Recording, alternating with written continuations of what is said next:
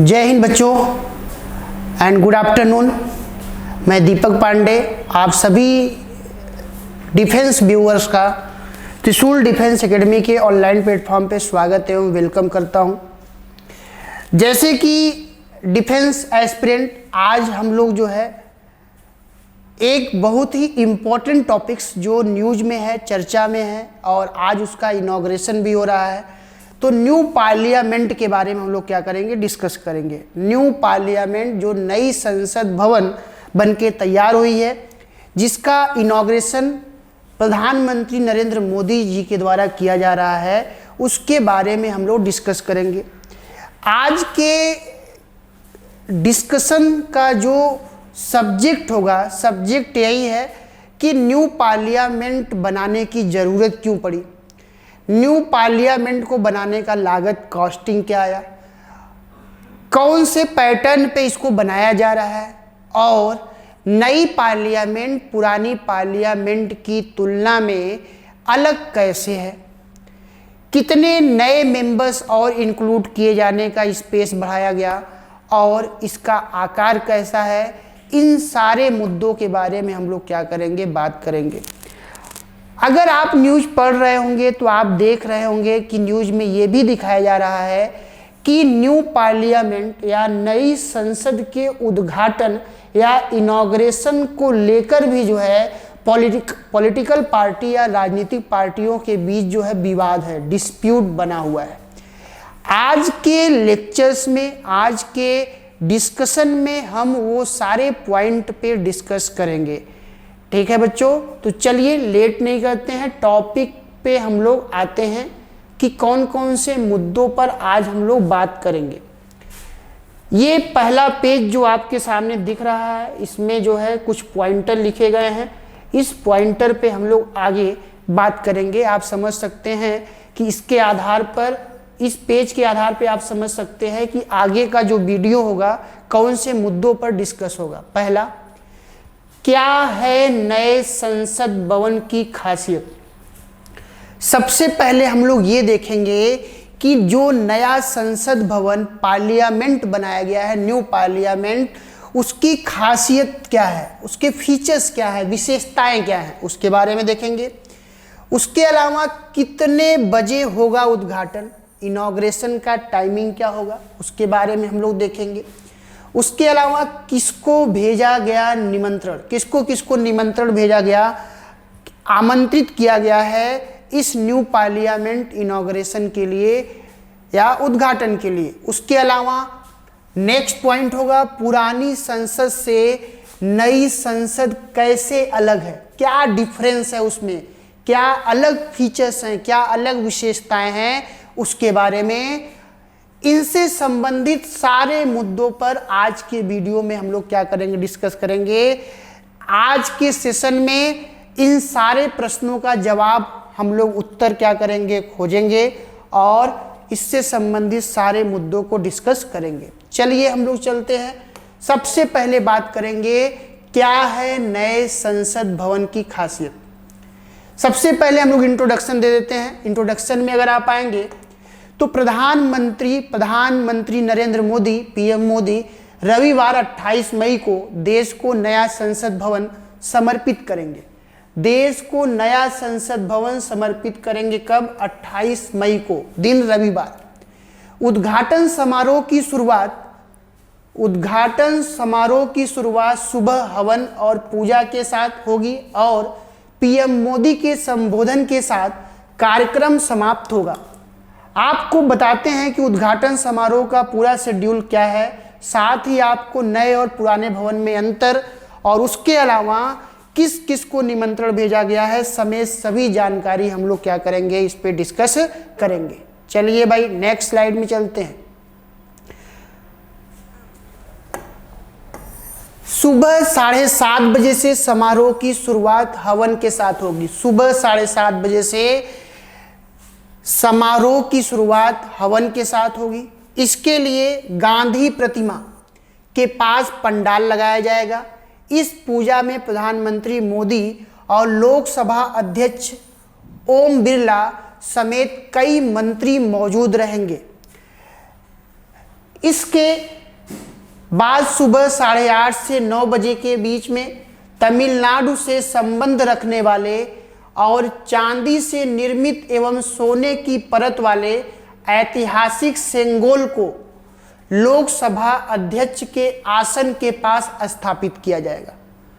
अगस्त 1947 में सत्ता हस्तांतरण के प्रतीक के तौर पर प्रथम प्रधानमंत्री पंडित जवाहरलाल नेहरू को यह सेंगोल जो है दिया गया था। ये रश्मि राजदंड इलाहाबाद संग्रहालय की नेहरू दीर्घा में रखा गया था। नेहरू दीर्घा में इसको क्या किया गया था, रखा गया था। तो ये जो सेंगोल है, जो सेंगोल ये चांदी और सोने की परतों से निर्मित है, ये स्ट्रक्चर, यह जो एक सत्ता के प्रतीक के रूप में जो है इसको दिखाया गया है, यह जो है उनको सौंपा गया। नेक्स्ट अगर आप आएंगे, नेक्स्ट स्लाइड में हम लोग चलते हैं। उद्घाटन समारोह का पूरा कार्यक्रम, इनॉग्रेशन का टाइमिंग के बारे में अगर आप आएंगे तो सुबह 9 से 9:30 बजे प्रार्थना सभा होगी। क्या होगी? प्रार्थना सभा होगी। सब लोग इकट्ठा होंगे, प्रार्थना करेंगे, प्रेयर करेंगे। शंकराचार्य सहित कई बड़े विद्वान, पंडित और संत इस प्रार्थना सभा में उपस्थित रहेंगे। समारोह का दूसरा चरण दोपहर 12 बजे राष्ट्रगान के साथ शुरू होगा। दूसरा चरण जो है दोपहर 12 बजे राष्ट्रगान के साथ शुरू होगा। इस अवसर पर 2 शॉर्ट फिल्में दिखाई जाएंगी, 2 छोटी छोटी जो है चलचित्र या फिल्में दिखाई जाएंगी। इसके बाद उपराष्ट्रपति जगदीप धनखड़ और राष्ट्रपति द्रौपदी मुर्मू के संदेश को राज्यसभा के उपसभापति की ओर से पढ़कर सुनाया जाएगा। फिर राज्यसभा में विपक्ष के नेता मल्लिका अर्जुन खड़गे के अभिभाषण प्रावधान किया गया है। हालांकि उन्होंने सम को बहिष्कार करने का फैसला किया है। कहने का मतलब कि मल्लिका अर्जुन खड़गे, जैसे कि हम लोगों ने बात किया था कि इस इनॉग्रेशन का बहुत सारे अपोजिशन के पॉलिटिकल पार्टियों के द्वारा विरोध किया जा रहा है। इस बात को लेकर सत्ता पक्ष और विपक्ष में जो है डिस्प्यूट है।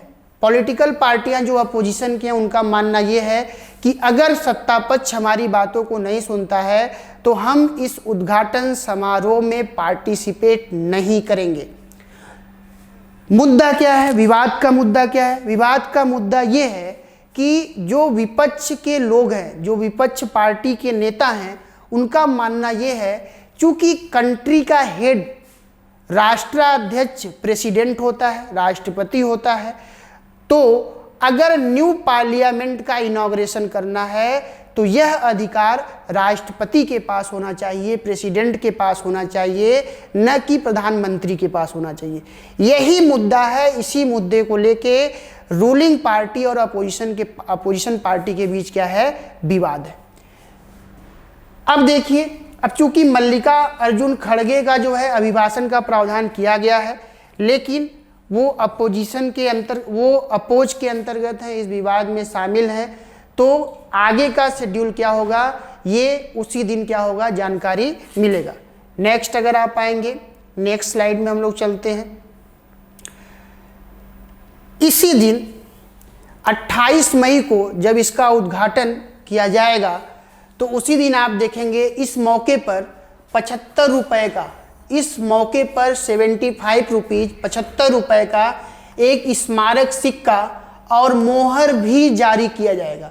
75 रुपए का स्मारक सिक्का और मोहर जारी किया जाएगा जो 35 ग्राम वजनी है। इसका वजन जो है, इसका वेट क्या है? 35 ग्राम, 35 ग्राम। यह सिक्का 4 धातुओं से बनाया गया है। ये 4 धातुओं से मिलकर ये 75 रुपए का सिक्का बनाया गया है जिसका वजन 35 ग्राम है। इसके एक ओर अशोक स्तंभ का शेर है जिसके नीचे सत्यमेव जयते लिखा है और बाईं तरफ देवनागरी स्क्रिप्ट में या देवनागरी लिपि में भारत और दाईं ओर से अंग्रेजी में इंडिया लिखा है। साथ ही रुपए का प्रतीक चिन्ह भी मौजूद है। सिक्के के दूसरी तरफ नए संसद भवन का तस्वीर है। सिक्के की दूसरी तरफ न्यू पार्लियामेंट का क्या है? तस्वीर है। तो अगर आप आएंगे इस सिक्के पर, यह सिक्का जो है, जो 75 रुपए का सिक्का स्मारक सिक्का के रूप में 28 मई को इनॉग्रेशन में जारी किया जाएगा। इसका वजन 35 ग्राम है। यह 4 धातुओं से मिलकर बना है। उसके अलावा इस सिक्के पर अशोक स्तंभ का शेर है। उसके अलावा उसी के नीचे सत्यमेव जयते भी लिखा गया है और बाईं तरफ देवनागरी स्क्रिप्ट में, देवनागरी लिपि में भारत लिखा गया है और दाईं ओर अंग्रेजी में इंडिया लिखा गया है इस सिक्के पर। और इसी के पीछे जस्ट अपोजिट वाले भाग में जो है नए संसद भवन की तस्वीर भी इस पे क्या की गई है, बनाई गई है। नेक्स्ट चलते हैं। अब हम लोग बात करेंगे नई संसद की खासियत क्या है। ये जो नया संसद भवन बन के तैयार हुआ है, इसका इम्पोर्टेंस क्या है, इसके मेन फीचर्स क्या हैं, विशेषताएं क्या हैं, उसके बारे में आइए हम लोग देखते हैं।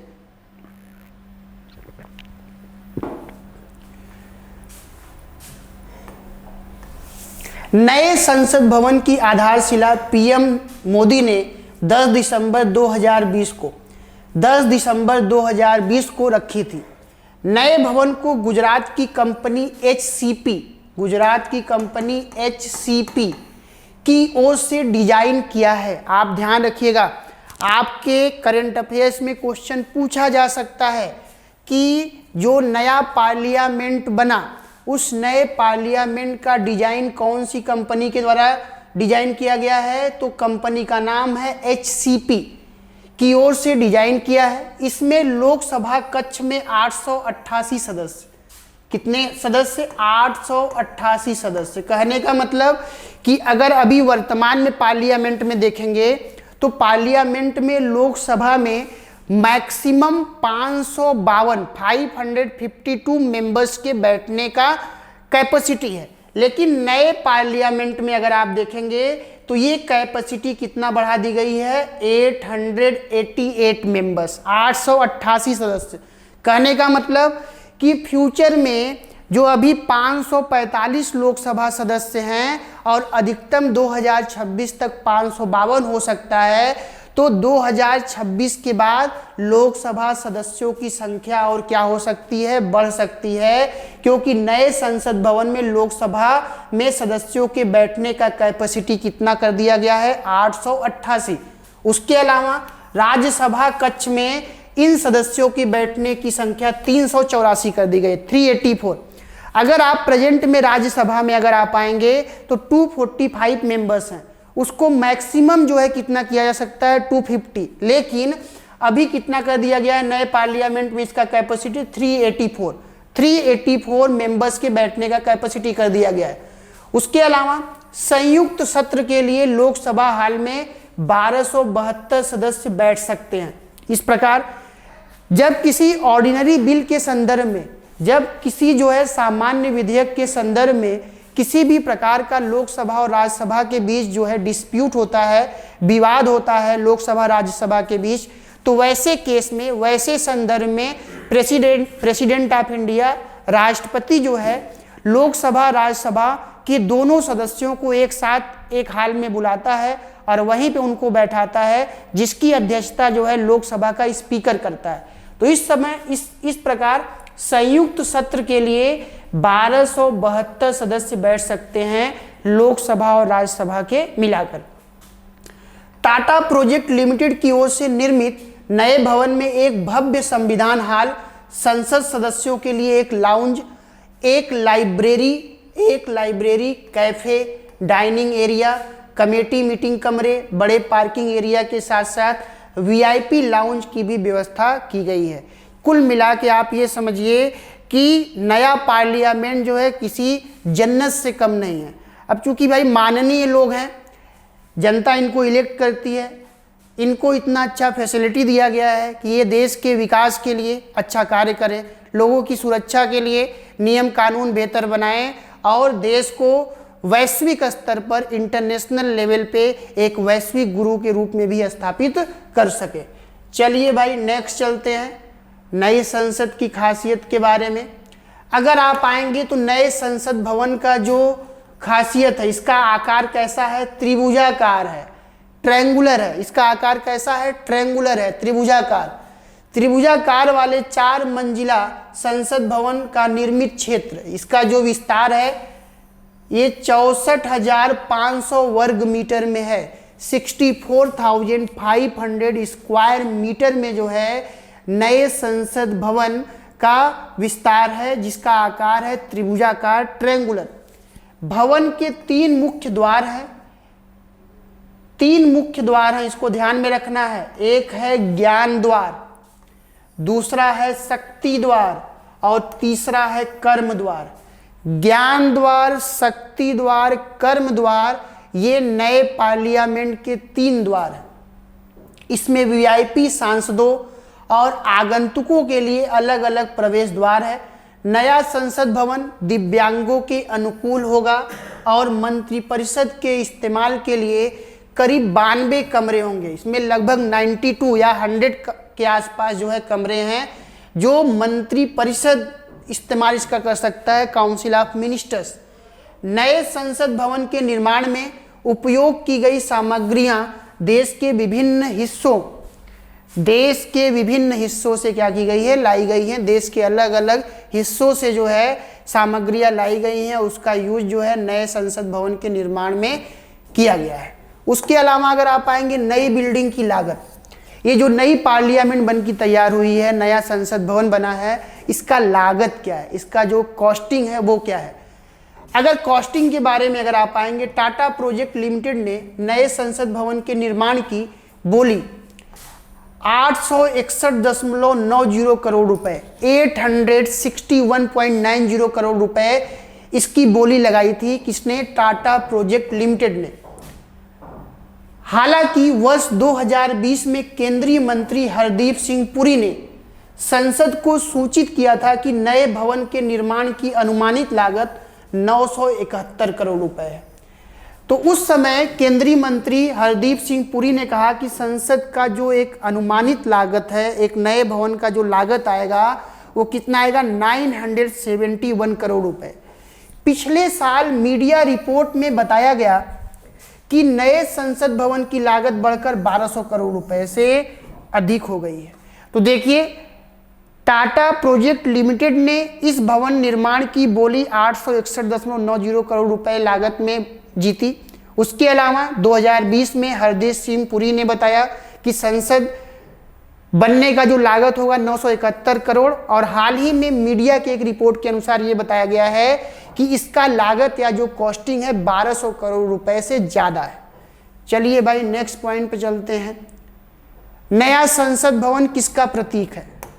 नया संसद भवन किसका प्रतीक है? नया संसद भवन आत्मनिर्भर भारत की भावना का प्रतीक है। संसद का नवनिर्मित भवन जो भारत की गौरवशाली लोकतांत्रिक परंपराओं और संवैधानिक मूल्यों को और समृद्ध करने का काम करेगा, जो अत्याधुनिक सुविधाओं से भी लैस है, जो सदस्यों को अपने कार्यों को बेहतर तरीके से करने में मदद करेगा। तो ये जो नई संसद है, न्यू पार्लियामेंट है, यह इस बात का प्रतीक है कि एक न्यू इंडिया का प्रतीक है, एक नए भारत का प्रतीक है। और ये नया भारत कैसा है? आत्मनिर्भर है, यह किसी पे डिपेंडेंट नहीं है, ये सक्षम भारत है, ये न्यू इंडिया है, जो इस बात का प्रतीक है कि वह अब अपने कार्यों को वैश्विक लेवल पर खुद से ही क्या कर सकता है, संपादित कर सकता है। और वर्ल्ड लेवल पे जिस तरीके से लोकप्रियता भारत का बढ़ रहा है, वह एक वैश्विक गुरु के रूप में जो है वर्ल्ड लेवल पे सारे कंट्रियों को रिप्रेजेंट करने की ओर अग्रसर है। क्या है? अग्रसर है, आगे की ओर जो है बढ़ रहा है। नेक्स्ट अगर आप आएंगे, नेक्स्ट हम लोग चलते हैं, किसको भेजा गया समारोह का निमंत्रण? इनॉग्रेशन 28 मई को होना है, और 28 मई को इनॉग्रेशन में किन किन पर्सनालिटीज को, कौन कौन से सेलिब्रिटीज को जो है निमंत्रण भेजा गया। भवन के उद्घाटन समारोह के लिए सभी सांसदों और प्रमुख नेताओं को न्योता भेजा गया। साथ ही केंद्र सरकार के सभी मंत्रालयों के सचिवों, भवन के मुख्य वास्तुकार विमल पटेल, ये भी ध्यान रखिएगा कि न्यू पार्लियामेंट जो बना उसके वास्तुकार कौन थे? तो विमल पटेल। उद्योगपति रतन टाटा को भी आमंत्रित किया गया है। खिलाड़ियों और फिल्मी सितारों समेत कई प्रमुख हस्तियों को भी निमंत्रण भेजा गया है। तो कुल मिला के न्यू पार्लियामेंट के इनॉग्रेशन में पार्लियामेंट्स के मेंबर्स, फिल्मी हीरो, उसके अलावा स्पोर्ट्स पर्सन्स, उसके अलावा इंडस्ट्रियलिस्ट, ये जो भी नामचीन हस्तियां हैं देश की, ये सारे लोग जो है नए पार्लियामेंट के इनॉग्रेशन में पार्टिसिपेट करेंगे। चलिए भाई नेक्स्ट स्लाइड पे चलते हैं हम लोग। नेक्स्ट स्लाइड पे जानिए पुरानी पार्लियामेंट के बारे में। अब भैया अगर आप नए पार्लियामेंट के बारे में जान रहे हैं, नए पार्लियामेंट से संबंधित जानकारी इकट्ठा कर रहे हैं, तो अगर पुरानी पार्लियामेंट से संदर्भित बातें भी आप यहीं पे थोड़ा बहुत क्या कर ले, जान ले। देखिए संसद के मौजूदा भवन की बात करें तो ये लगभग 100 साल पुराना है। 100 ईयर्स क्या है, ये ओल्ड है, जिसका निर्माण कार्य 1927 में पूरा हुआ। 1927 में जो मौजूदा पार्लियामेंट है उसका निर्माण कार्य क्या हुआ था, पूरा हुआ था। इस इमारत के उद्घाटन के लिए 18 जनवरी 1927, तो पार्लियामेंट का इनॉग्रेशन कब हुआ था? 18 जनवरी 1927 को एक भव्य आयोजन किया गया और उस समय इसका उद्घाटन जो है वायसराय लॉर्ड इरविन ने किया। किसने किया? लॉर्ड इरविन ने। तो जहां पुरानी पार्लियामेंट का इनॉग्रेशन लॉर्ड इरविन ने किया, तो वहीं नई पार्लियामेंट का इनॉग्रेशन प्रधानमंत्री नरेंद्र मोदी के द्वारा किया जाएगा। इसका उद्घाटन किया था, उस समय इसे काउंसिल हाउस के रूप में जाना जाता था। तो जब 1927 में लॉर्ड इरविन के द्वारा इसका इनॉग्रेशन किया गया, तो उस समय इसे जो है काउंसिल हाउस के नाम से जानते थे, काउंसिल हाउस के नाम से। और पुरानी संसद में कुल 12 गेट हैं। कितने हैं? 12 गेट हैं।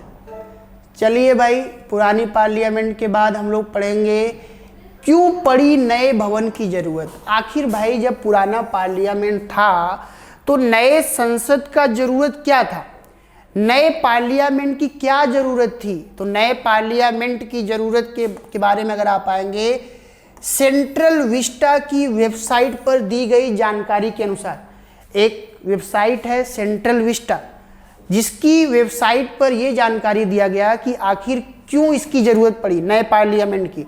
जरूरत इसलिए पड़ी कि पुरानी इमारत सुविधाओं और प्रौद्योगिकी के मामले में वर्तमान आवश्यकताओं को पूरा करने में सक्षम नहीं है। वहां पे ये बताया गया है कि जो पुराना पार्लियामेंट है वह वर्तमान या प्रेजेंट के चैलेंजेस को फुलफिल करने के लिए वो कैपेबल नहीं है। उसमें हाई क्वालिटी के टेक्नोलॉजी का अभाव है, जिससे जिस एटमॉस्फेयर में पार्लियामेंट के मेंबर बैठकर जो है देश के लिए कानून बना सके, तो ऐसा बताया गया है। उसके अलावा वर्तमान आवश्यकताओं को पूरा करने में सक्षम नहीं है। इन कारकों को ध्यान में रखते हुए लोकसभा और राज्यसभा ने प्रस्ताव पारित कर सरकार से संसद के लिए एक नई इमारत बनाने का आग्रह किया था। तो देखिए एक प्रकार से सही भी है कि जिस तरीके से देश का पॉपुलेशन, जनसंख्या बढ़ रहा है और जनसंख्या बढ़ रहा है और संसदों की संख्या 545, 552 ही है, तो समय के अनुसार जैसे जैसे पॉपुलेशन बढ़ेगा तो मेंबर्स की संख्या भी क्या होती जाएगी, बढ़ती जाएगी। और जैसे जैसे टेक्नोलॉजी बढ़ते जा रहा है, हर व्यक्ति को न्यू टेक्नोलॉजी का ज़रूरत है। भवन, नए जो भवन है, बिल्डिंग्स हैं, उनमें भी टेक्नोलॉजी होने चाहिए, जिससे आज के टेक्नोलॉजी युग में जो है अपने देश का विकास अच्छे तरीके से किया जा सके।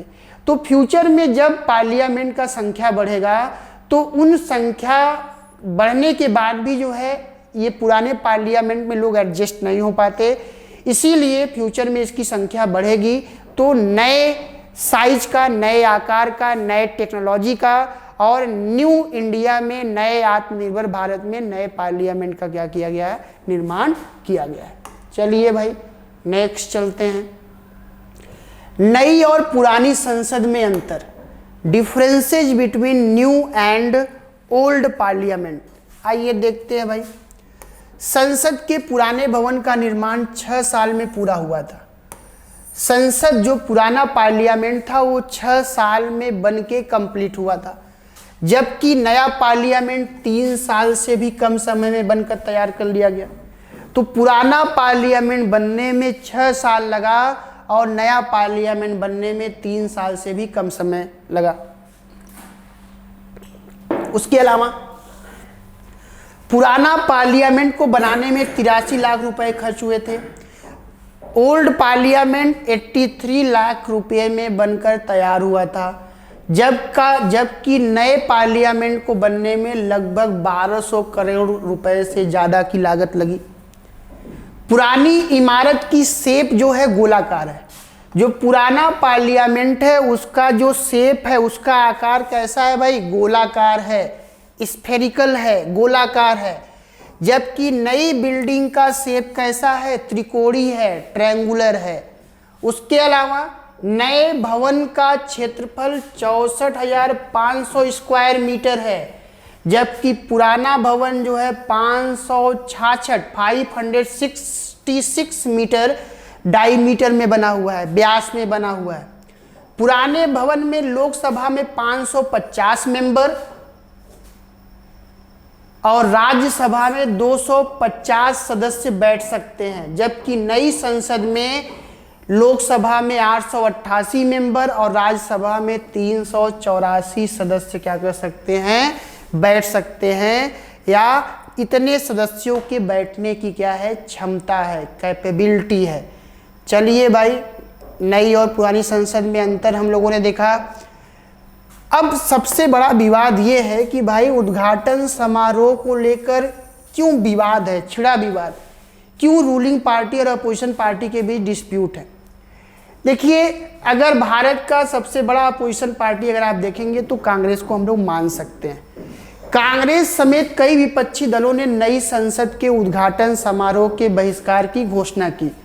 विपक्षी दलों का कहना है राष्ट्राध्यक्ष होने के नाते राष्ट्रपति द्रौपदी मुर्मू को नए संसद भवन का उद्घाटन करना चाहिए। वहीं एनडीए के घटक दल और कुछ अन्य पार्टियों समेत अब तक 25 दलों ने समारोह में शामिल होने की घोषणा की है। देखिए, कुल मिला के कहने का मतलब यही है कि विवाद एक ही बात को लेके है कि नए पार्लियामेंट का उद्घाटन मोदी जी को नहीं करना चाहिए। विपक्ष के लोग कह रहे हैं कि राष्ट्रपति को करना चाहिए, क्योंकि राष्ट्रपति देश का प्रमुख है, हेड ऑफ कंट्री है, तो इसलिए उसको उद्घाटन किया जाना चाहिए। इसी बात को लेके रूलिंग पार्टी और अपोजिशन पार्टी के बीच क्या है? डिस्प्यूट है। हालांकि जो प्रेजेंट गवर्नमेंट, जो रूलिंग पार्टी है, एनडीए गवर्नमेंट, बीजेपी गवर्नमेंट, उनका मानना कुछ अलग है। उनका मानना ये है कि इनॉग्रेशन जो है प्रधानमंत्री नरेंद्र मोदी जी के द्वारा ही किया जाएगा, क्योंकि उन्हीं के प्रधानमंत्रित्व काल में जो है नया पार्लियामेंट बन के क्या हुआ है? तैयार हुआ है। इसीलिए जो पॉलिटिकल अपोजिशन के पॉलिटिकल पार्टी हैं, ये इनॉग्रेशन या उद्घाटन समारोह का क्या कर रहे हैं? विरोध कर रहे हैं।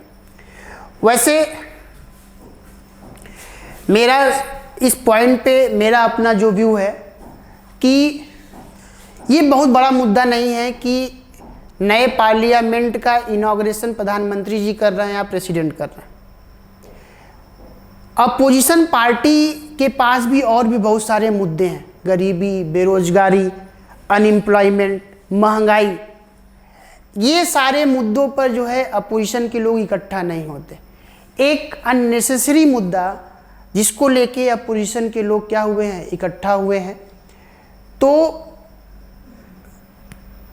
मेरा सजेशन या मेरा जहाँ तक समझ है इस मुद्दे पर, मैं तो सिर्फ यही कहना चाहूँगा कि ये अननेसेसरी का मुद्दा है। इनॉग्रेशन नए पार्लियामेंट के सारे पार्टी मिलके लोग करें मिलकर।